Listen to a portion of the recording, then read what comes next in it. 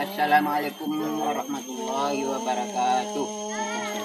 Nah, marilah kita sama-sama bersyukur kepada Allah Subhanahu wa Ta'ala pada hari ini, hari raya Idul Adha, yaitu hari raya Kurban. Dan salawat dan salam kepada Nabi Muhammad SAW, dan seterusnya kepada kaum muslimin dan kaum muslimat dan penitia-penitia kurban. Yuk kami minta alhamdulillah pada hari ini kurban yaitu adalah jawi sebanyak 8 ekor jawi.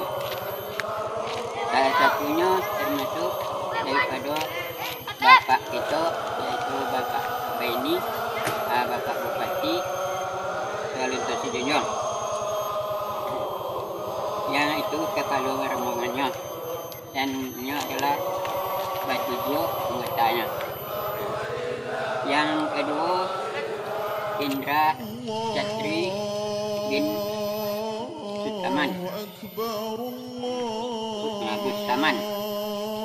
Yang ketiga, Sefnihan bin Adri Arif. Yang keempat, Arfida binti Sefri. Yang kelima, Nafrizal Tahar bin Tahar. Yang keenam, Yan Andri bin Basran. Yang ketujuhnya yaitu Irwandi bin Darwis Datuk Batua. Itulah anggotanya, dan masuk terbang melalui Yasma satu Lambau Bukit Tinggi. Jadi karena itu, marilah sama-sama kita terima korban beliau dengan membacakan syukur alhamdulillah,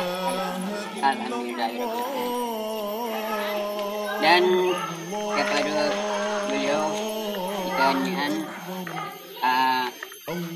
sedekah atau korban beliau diterima oleh Allah Subhanahu wa Ta'ala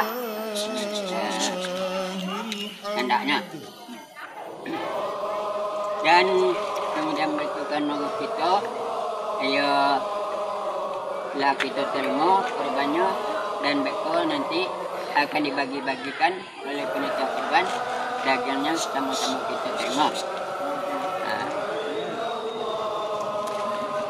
Dan lagi pada kita kepada bapak-bapaknya korban, kita meminta pada beliau berterima kasih, dan beliau dapat di dalam lindungan Allah Subhanahu wa Ta'ala, umur panjang, rezeki murah, bertumbuh sehat, dan menjalankan tugas dengan secara ikhlas Subhanahu wa Ta'ala. Jadi sekadar itulah cara penyampaian pada waktu ini. Jadi salah dan janggal, maaf.